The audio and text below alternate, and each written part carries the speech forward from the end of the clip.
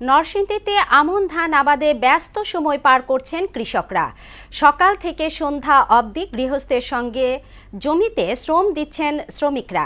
আবাদের খুঁটিনাটি নিয়ে কৃষকদের পরামর্শ দিচ্ছে স্থানীয় কৃষি বিভাগ। নরসিংদী থেকে মাহবুবুর রহমানের প্রতিবেদন, জানাচ্ছেন তামজিদ ভুইয়া। নরসিংদী জেলায় এবছর প্রায় ৪১,০০০ হেক্টর জমিতে আমন ধান আবাদের লক্ষ্যমাত্রা নির্ধারণ হয়েছে।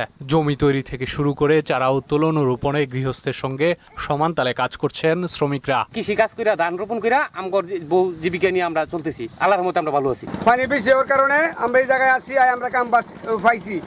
পাওয়ার পরে 500 টাকা হাজির, 550 টাকা হাজির আমরা কাজ করতেছি। ইতোমধ্যে ৮০% আবাদ সম্পন্ন হয়েছে বলে জানান শ্রমিকরা। একটানি 5 গুন্ডা খেতে ধান লাগাইতেছি।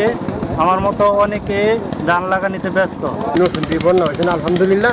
নরসিংদী আমরা কাজ করতে পারি।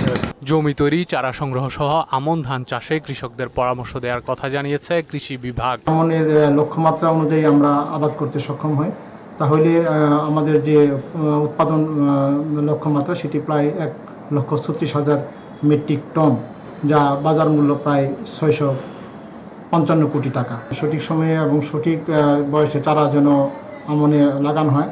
পাশাপাশি আন্তঃপরিচর্যার ক্ষেত্রে তাদেরকে যথাসময়ে সার এবং যে আগাছা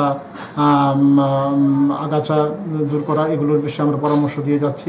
আবহাওয়া অনুকূলে থাকলে এবার আশাতীত ফলন হবে বলে মনে করছেন এই কৃষি কর্মকর্তা। তামজিদ ভুইয়া, মোহনা সংবাদ। সুদবিহীন ব্যাংকিংয়ে আত্মশুদ্ধির পথ, এনআরবিসি ব্যাংকের ইসলামিক ব্যাংকিং আল আমিন।